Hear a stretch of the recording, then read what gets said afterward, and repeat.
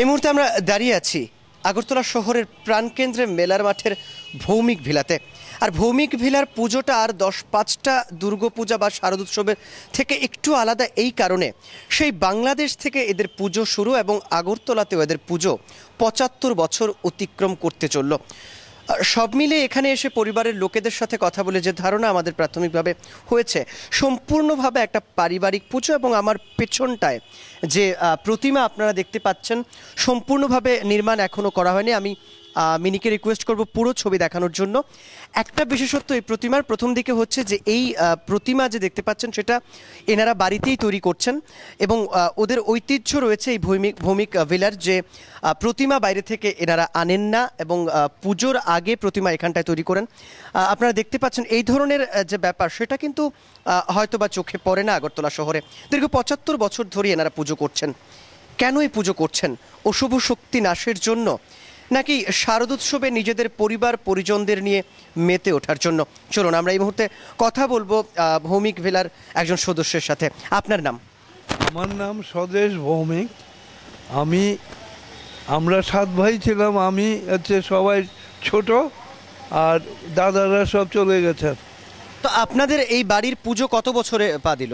এই তো প্রায় 70-75 বছর।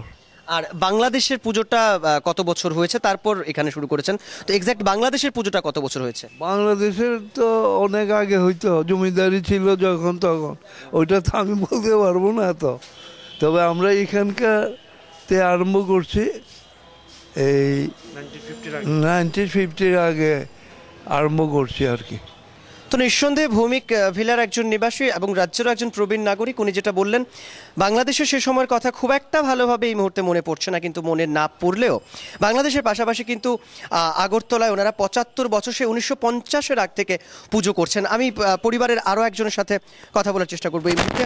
আচ্ছা, তোমাদের যে এইবারের পুজোটা বা অনেকদিন ধরেই তোমরা পুজো করে আসছো, নেহাতি কি পুজোতে কোনো বনে দিয়ে আনার ছাপ থাকে তোমাদের, না কিভাবে দেখো এই পুজোটাকে?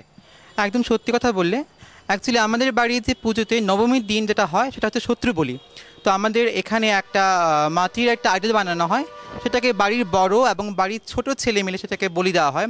যেটা মনে করা হয় যে আমাদের বাড়ি যত ইভিল সোর্স এবং স্পিরিট আছে সবগুলো আমরা ওই দিন ওই নবমী মুহূর্তে মায়ের সামনে আমরা বিসর্জন করি এবং সব ভালোকে আমরা বরণ করি ওই দিনে আমরা। এছাড়া আমাদের বাড়ির দুর্গামূর্তিতে দেখবেন হাতে শাখা এবং পলা পরানো আছে, সেটা আমাদের বাড়ির মায়েরা সেটাকে পরিয়ে দেয়। মূর্তির সময় আমাদের বাড়ির মায়েরা সেটাকে পরিয়ে দেয়।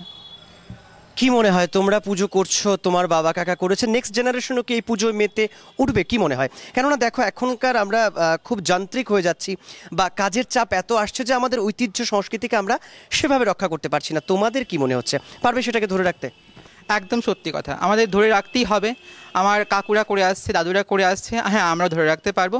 কারণ আমাদের বাড়িতে একটা আরও বিশেষত্ব, যে যেখানে থাকুক না কেন, আমাদের বাড়ি অনেকেই বিদেশে আছে এবং অনেকেই ইন্ডিয়ার বিভিন্ন পার্টি আছে, কিন্তু পুজোর দিন সবাই চলে আসে আমাদের এখানে। তো অবশ্যই বাড়িটা নিশ্চয়ই এখনও বেঁচে আছে, তাই আমরা সবাই চলে আসি এবং আমরা আসবো আগামী দিনও।